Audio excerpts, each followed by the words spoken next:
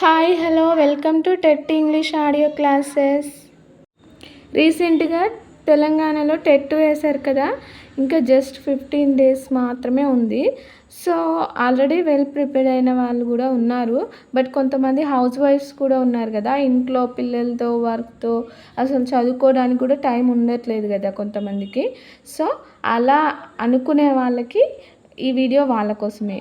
So చాలామంది Telugu background వాళ్ళు కూడా ఉంటారండి. సో ఈ టెట్లో ఇంగ్లీష్ని మొత్తంగా స్కిప్ చేస్తారు వాళ్ళు, అసలు ఇంగ్లీష్ సబ్జెక్టే చదవరు. సో ఈ వీడియో వినండి. మీరేం బుక్ పెట్టుకొని చదవాల్సిన అవసరం లేదు.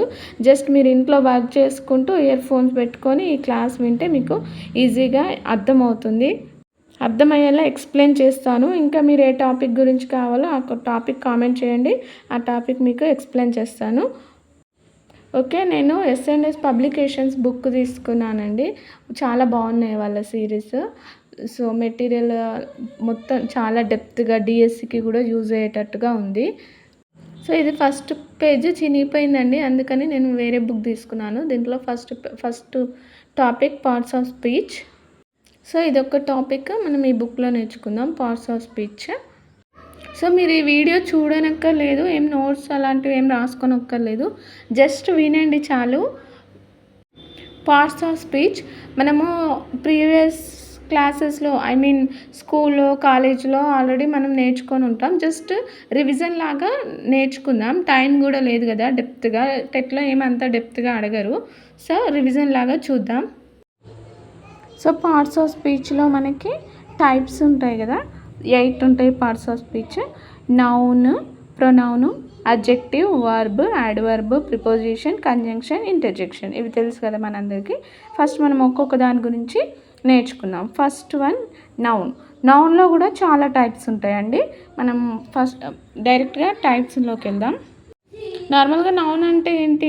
పేర్ల గురించి తెలిపేది noun. Names, places names, things names, అలా నేమ్స్ గురించి తెలిపేది.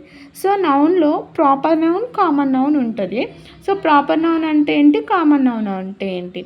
ఇప్పుడు for example Akbar was a great king అని ఉందండి. ఇప్పుడు Akbar was a great king. King అంటే రాజు.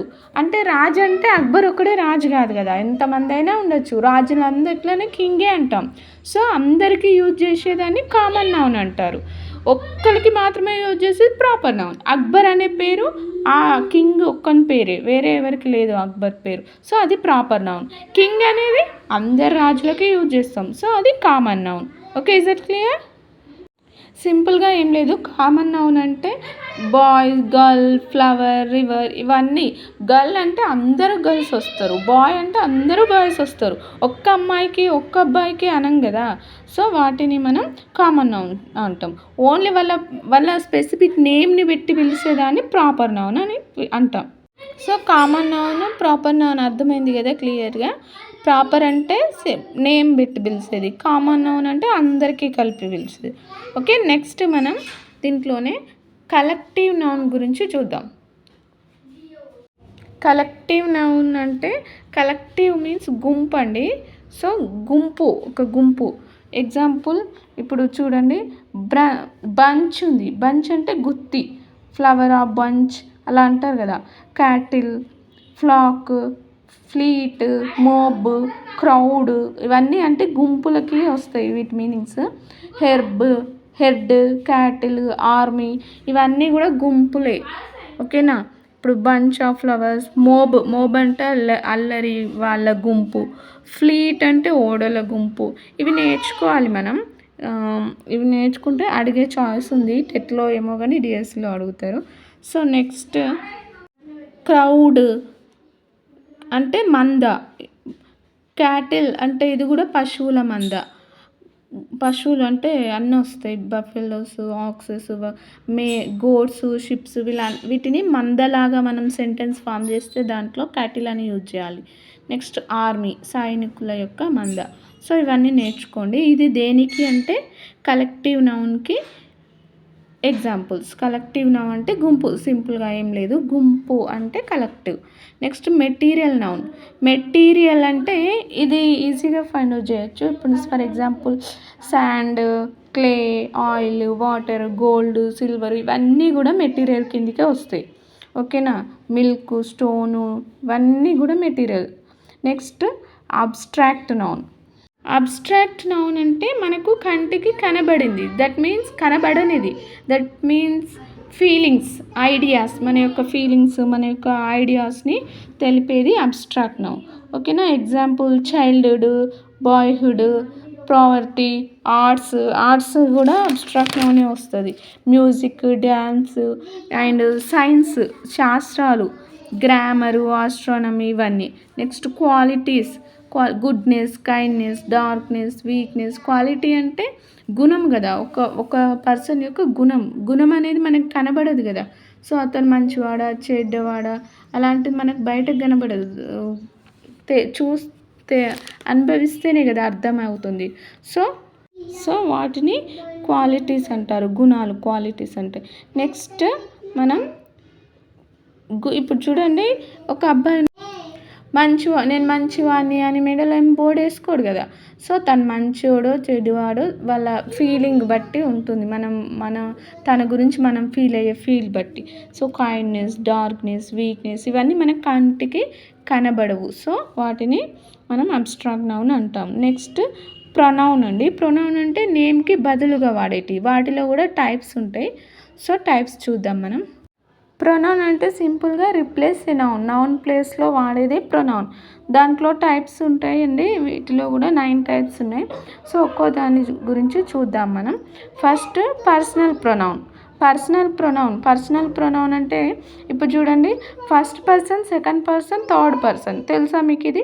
ఫస్ట్ పర్సన్ అంటే మన గురించి మనం చెప్పేది ఫస్ట్ పర్సన్, మనకు ఎదుటి వారి గురించి చెప్పేది సెకండ్ పర్సన్, ఎవరి గురించో చెప్పేది థర్డ్ పర్సన్. ఈ మూడింటిని మనం పర్సనల్ ప్రొనౌన్ అని అంటాం. సో ఫస్ట్ పర్సన్, ఇప్పుడు నా గురించి నేను చెప్తున్నా, సో ఐ వి, దీంట్లో నా గురించి చెప్పే దాంట్లో ఐ వి వస్తుంది. నెక్స్ట్ మనకు ఎదురుగా వాళ్ళని ఏమంటాం మనం? యూ అంటాం. సో యూ కూడా పర్సనల్ ప్రొనౌన్. నెక్స్ట్ ఇంకా వేరే థర్డ్ పర్సన్, వేరే వాళ్ళు, ఇతరుల గురించి చెప్పేది హీ, షీ, ఇట్, దే, ఇవి థర్డ్ పర్సన్ కిందకి వస్తాయి. Okay. Next possessive pronoun. Possessive means కలిగి ఉండడం, ఓనర్షిప్ అన్నట్టు. ఓనర్షిప్ అని మనం ఇది నాది, ఇది వాళ్ళది అని చెప్పేది పాసెసివ్ ప్రొనౌన్.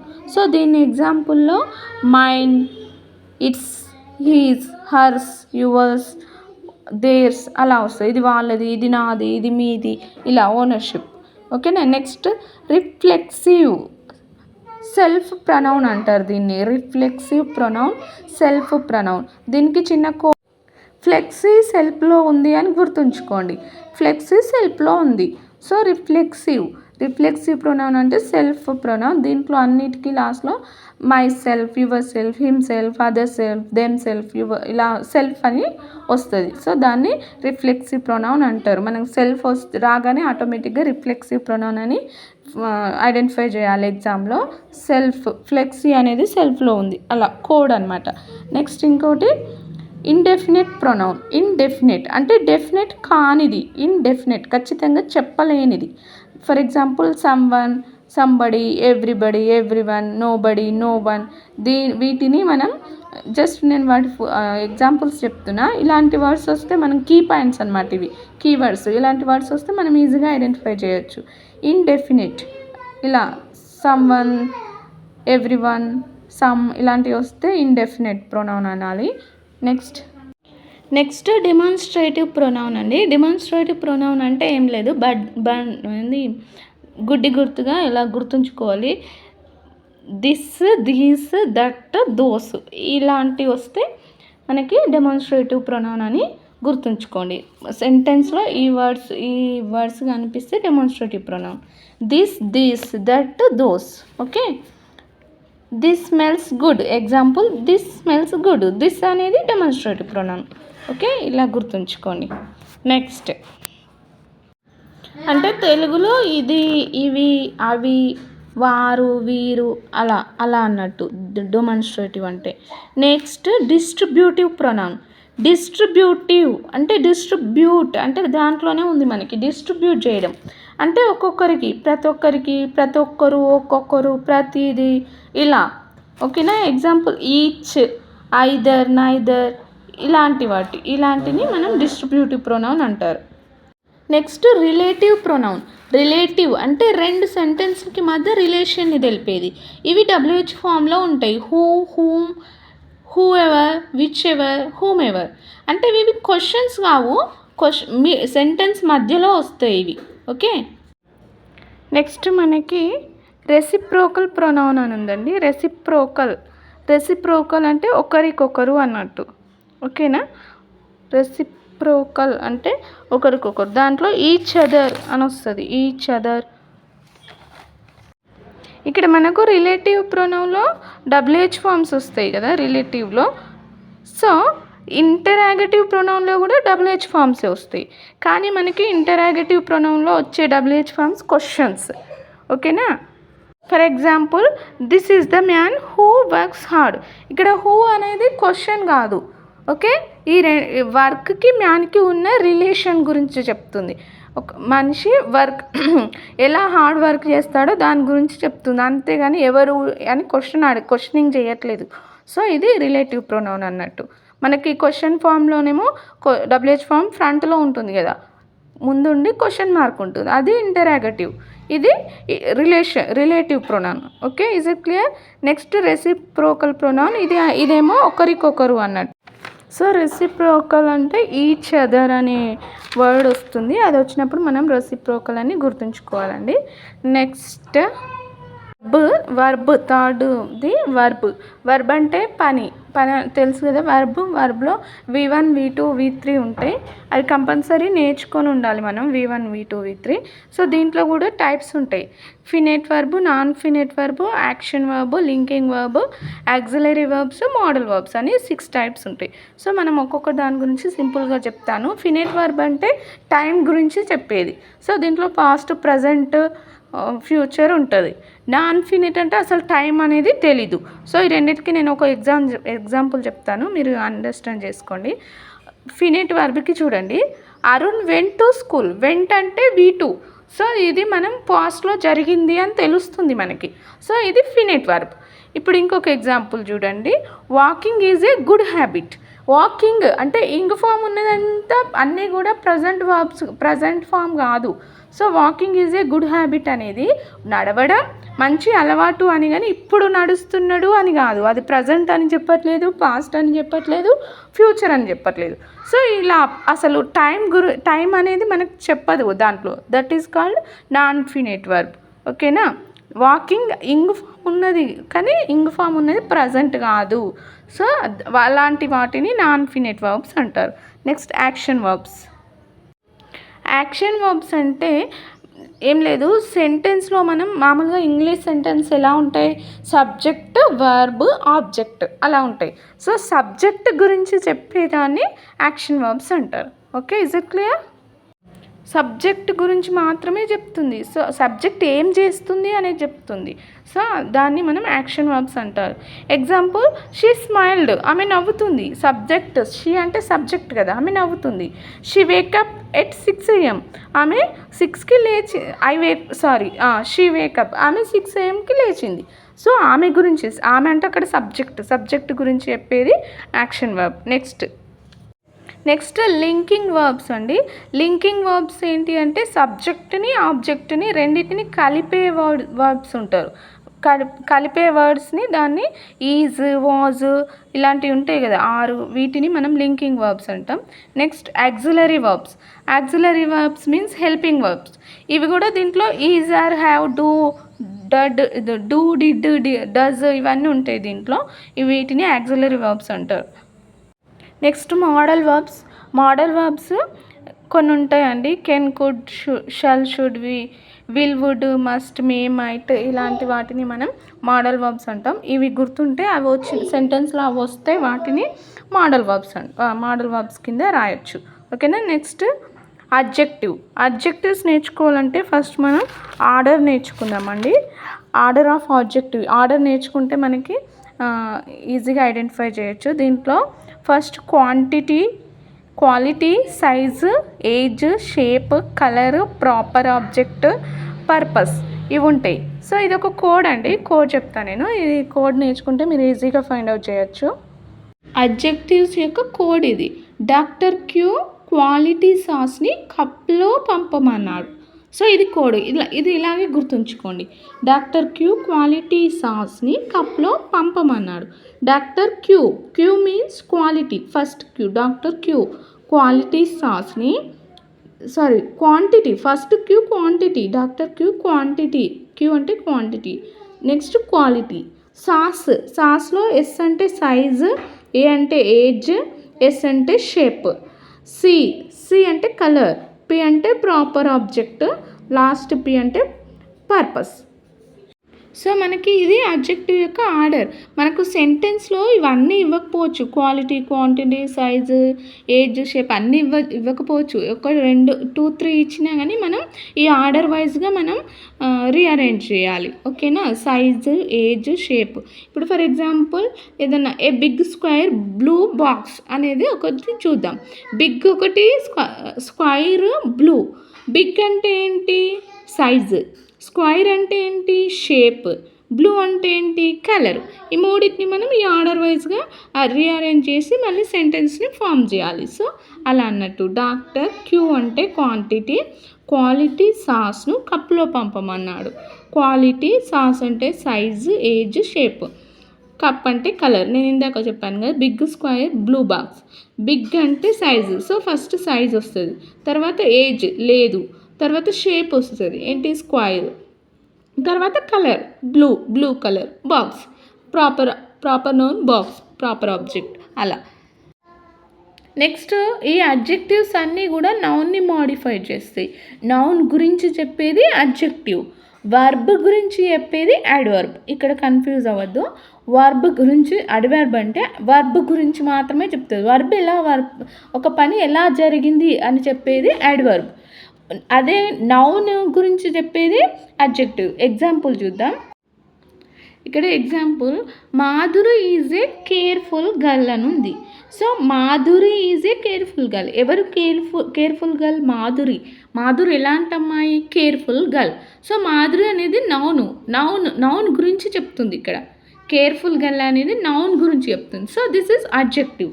ఇంకో ఎగ్జాంపుల్ చూడండి. Madhuri drives carefully. ఆమె డ్రైవ్ చేస్తుంది. ఎలా? కేర్ఫుల్గా డ్రైవ్ చేస్తుంది. ఈ కేర్ఫుల్ అనేది మాధురి గురించి కాదు, మాధురి వర్క్ గురించి చెప్తుంది. సో ఇది adverb. Is it clear? So ఈ అడ్వర్బ్లో కూడా టైప్స్ ఉంటాయండి. అవేం టెట్కి యూజ్ అవ్వదు, డిఎస్సికి అయితే యూజ్ అవుతుంది. నేను మళ్ళీ డిఎస్సి కోసం క్లాస్ చేస్తాను. నెక్స్ట్ ఇక్కడ ప్రిపోజిషన్ అంటే స్థితి. అది ఎక్కడ ఉంది అనేది స్థితి గురించి చెప్తుంది ప్రిపోజిషన్. ఇది చాలా పెద్ద టాపిక్. ఇది సపరేట్గా సపరేట్ వీడియోలో ఎక్స్ప్లెయిన్ చేస్తాను. నెక్స్ట్ కంజంక్షన్ అంటే జస్ట్ ఏవైనా 2 పదాలను కలపడానికి యూజ్ అవుతుంది కంజంక్షన్.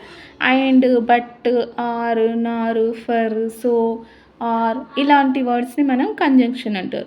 2 వర్డ్స్ని కలపనికి, 2 సెంటెన్స్ని కానీ రెండు సెంటెన్స్ని కలిపే వాటిని కంజంక్షన్ అంటారు.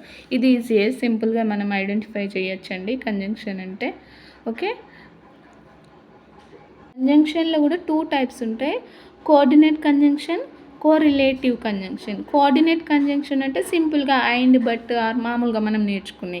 సో కోరిలేటివ్ కంజంక్షన్ అంటే 2 ఉంటాయి. Both and, either are, neither Nar, so that ఇలాంటి కాంబినేషన్. ఈ 2 వస్తే వాటిని కోరిలేటివ్ కంజంక్షన్ అంటారు. Both and, either are, neither Nar, so that ఇవి, సచ్ దట్ కూడా. నెక్స్ట్ సబార్డినేట్ కంజంక్షన్ కూడా ఉంటుంది. దీంట్లో అంటిల్, సిన్స్, త్రో ఉంటుంది. ఇది బండ గుర్తు. ఇవి because, since, until, when, while ఇవి వస్తే ఖచ్చితంగా అది సబార్డినేట్ కంజంక్షన్. బండ గుర్తులాగా గుర్తుంచుకోవాలి. నెక్స్ట్ లాస్ట్ ఇంటర్జెక్షన్ అంటే ఏం లేదు, ఆశ్చర్యార్థకం. ఇది ఈజీగానే చూస్తే అర్థమైపోతుంది. సింబల్ ఉంటుంది లాస్ట్కి. Exclamatory sentence. ఇవి సడన్ సర్ప్రైజ్ అనమాట. సడన్గా జరిగే వాటికి ఇవి యూజ్ చేస్తాం. నెక్స్ట్ మనం టైప్స్ ఆఫ్ సెంటెన్స్ గురించి చూద్దాం. ఇది చిన్న టాపికే, ఇందులోనే కంటిన్యూ చేస్తున్నాను. Types of sentence. So sentence 5 types అండి మనకి, types of sentence. Declarative, assertive sentence. Declarative అన్న అసర్టివ్ సెంటెన్స్ అన్న ఒకటే. Next imperative sentence, interrogative sentence, exclamatory sentence, optative sentence. So first one declarative sentence అంటే ఏం లేదు, మనం normal sentence, subject verb object ఉన్న సెంటెన్స్ నార్మల్ సెంటెన్స్ని డిక్లరేటివ్. ఫుల్ ఇన్ఫర్మేషన్ ఉంటుంది, పూర్తి అర్థాన్ని ఇస్తుంది, కంప్లీట్గా అర్థాన్ని ఇచ్చేది డిక్లరేటివ్ సెంటెన్స్. దాన్నే అసర్టివ్ సెంటెన్స్ అని కూడా అంటారు. Next imperative sentence. Imperative sentence అంటే ఏం లేదు, జస్ట్ ఇవి ఆజ్ఞలు, విన్నపాలు, రిక్వెస్ట్లు అలా అంటారు కదా, రిక్వెస్ట్గా అడగడం, సజెషన్ ఇవ్వడం, అలాంటి వాటిని ఇంపరేటివ్ సెంటెన్స్ అంటారు. ఓకే, అదే ఇంపరేటివ్ సెంటెన్స్. డిక్లరేటివ్ అంటే నార్మల్ సెంటెన్స్, ఇంపరేటివ్ అంటే ఆజ్ఞలు ఇలాంటివి. నెక్స్ట్ మనకి ఇంటరాగేటివ్ సెంటెన్స్. ఇప్పుడు ఇది అర్థమైంది కదా మీకు, డిక్లరేటివ్ సెంటెన్స్, అసర్టివ్ సెంటెన్స్ అంటే రెండు ఒకటే, నార్మల్ సెంటెన్స్, కంప్లీట్ అర్థాన్ని ఇస్తాయి అవి. ఓకేనా, కంప్లీట్ అర్థాన్ని ఇస్తాయి. For example, green is my favourite colour, నా ఫేవరెట్ కలర్ గ్రీన్, మొత్తం అర్థం ఉంది దాంట్లో. సో దానిని డిక్లరేటివ్, దాన్ని అసర్టివ్ అంటారు. నెక్స్ట్ ఇంపరేటివ్ అంటే అది సజెషన్స్ కానీ ఆజ్ఞలు, విన్నపాలు అలా అంటారు వాటిని. ఏంటి చూడండి, ఫర్ ఎగ్జాంపుల్, రెస్పాండ్ ఇమీడియట్లీ, తొందరగా రెస్పాన్స్ అవ్వు, ఇది ఏంటి, ఆజ్ఞ. So please lower your voice, నీ వాయిస్ కొంచెం తక్కువ చేయు, ప్లీజ్ రిక్వెస్ట్, ఇలా రిక్వెస్ట్ చేయడం కూడా imperative sentence. Next third one interrogative means questioning, interrogative చేయడం, క్వశ్చన్ మార్క్ ఉన్న WH ఫామ్ ప్రతి ఒక్కటి ఇంటరాగేటివ్ సెంటెన్స్ కిందకే వస్తుంది. WH ఫామ్సే కావు, SR నో క్వశ్చన్స్ కూడా ఇంటరాగేటివ్ క్వశ్చన్స్ కిందకే వస్తాయి. So next exclamatory sentence. Exclamatory అంటే ఆశ్చర్యార్థకం ఉన్న ప్రతి సెంటెన్స్ కూడా ఎక్స్క్లమేటరీ. నెక్స్ట్ అప్టేటివ్ సెంటెన్స్ అంటే దీవెనలండి, మే గాడ్ బ్లెస్ యూ అలా, ఇది ఈజీ ఐడెంటిఫై చేయడం. మే అనున్న వాటిని ఆప్టేటివ్ అంటారు. నెక్స్ట్ వీడియోలో వేరే టాపిక్ గురించి నేర్చుకుందాం. Thanks for watching.